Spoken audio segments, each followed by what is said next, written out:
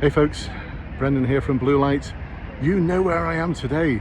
I know it's kind of backwards and everything, but here we are at New Scotland Yard. And I'm here to actually share with you something which I think is quite special. So one of the things I've been doing over the past several weeks is working with fast-track inspectors, with sergeants who want to be inspectors, with chief inspectors who want to be superintendents, looking at forward-facing questions. And a lot of those forward-facing questions are things like, how would you improve relationships with members of the community? How would you engage better with communities? How would you enable the service to eliminate violence against women and girls? All those sort of forward-facing questions. And one of the things we've been doing is coming up with innovative ideas, new ideas, bold ideas, the sort of ideas that aren't the same old. I'd form a working group. I would look to do more. I'd check, I'd manage, I'd drive. You know, they've heard it all before. And this is actually working now, this sort of fresh, new, bold approach that I talk about, that's going to have the assessors at your board on the edge of their seats. That's what we need to be, on the edge of the seats, knowing that you are the future leader of tomorrow. You are the enabler of change. Anyway, we've talked about this for hours, but the end result is we are getting enormous results. Fast-track inspectors who have been told that they are exceptional, and that was an incredible interview. Interviews that should have been 45 minutes long that are 1 hour and 45 minutes long, that are turning into conversations.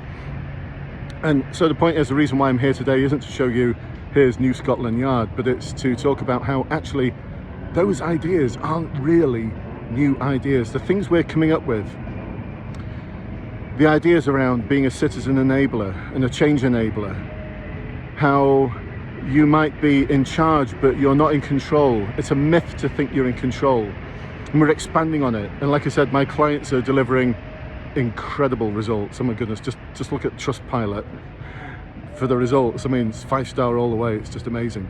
Anyway, why am I here? We're going to go and take a look at this chap here. So none of the things I've been talking about are actually new ideas. Let's just take a stroll over here to one of my favorite head and shoulder busts, one of my favorite quotes. There he is, Sir Robert Peel. And that quote on the sort of monolith there, the police are the public and the public are the police. Let that sink in for a moment. The police are the public and the public are the police.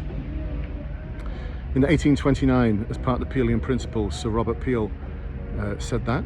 The historic tradition that the police are the public and the public are the police. But how many of you who are serving officers know the next bit? How many of you know what comes after the police are the public and the public are the police? No, I didn't think so. I asked this question a couple of weeks ago, actually. I was doing some work for Warwickshire Police, supporting their sergeants to inspectors. A group of 30 sergeants and temporary inspectors in the room, supporting them for their boards, and asked them the question, what comes next? Actually, one of them kind of had a bit of an idea, but he sort of fluffed it all a little bit and couldn't quite get the end bit right. So anyway, why are the things that we're doing in the Enforce Advancement group, where we meet for weekly webinars, the one-to-ones that I'm doing, why are they being incredibly successful where others aren't? It's because they're using the old ideas. They're using the original vision for the police service.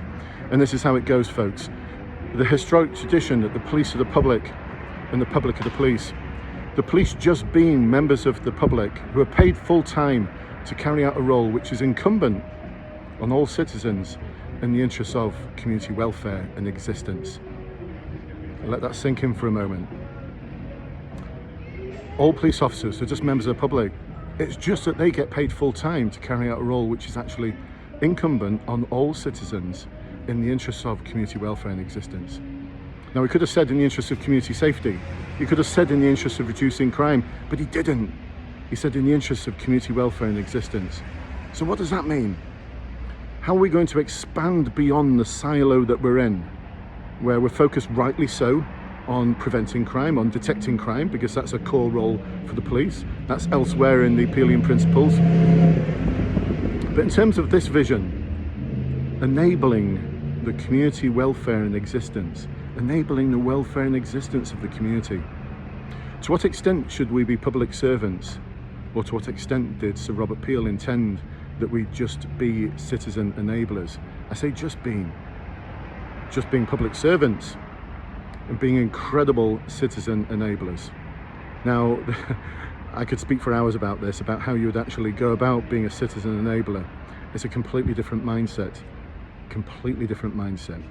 I'd like you to come and join us and discover more about that mindset, to discover more about how we can take the original vision of Sir Robert Peel there and make it reality, I mean, there's superintendents out there, chief inspectors, inspectors, fast track inspectors who are using these techniques, and they are blowing the minds away of the board,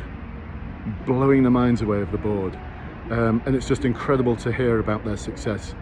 And all we are doing every week is we're looking at how we can become the enablers of change, how we can become citizen enablers, how we are less about performance in respect of checking and making and driving and all the things that we've been doing. The rag charts, they don't work. We know they don't work, and yet we keep doing them. Are we stuck in stupid? Can we not see that there's a different way? And these different ways, like I said, they're blowing the minds of the boards. Come and join us. The links are below. It'd be great to see you on the webinars that we hold every week, where we thrash out these sort of issues and enable you to succeed. The service is not looking for the leaders of yesterday or the leaders of today. They are looking for the leaders of tomorrow. And that's what we're looking to enable through our webinars. Not by new ideas, but by that idea that the police are the public and the public are the police. The police, they're just members of the public who are paid full time to carry out a role which is incumbent on all citizens. And here's a special bit: in the interests of community welfare and existence. What does that mean, and how do we get there? Come and join us. I look forward to seeing you soon. Bye bye for now.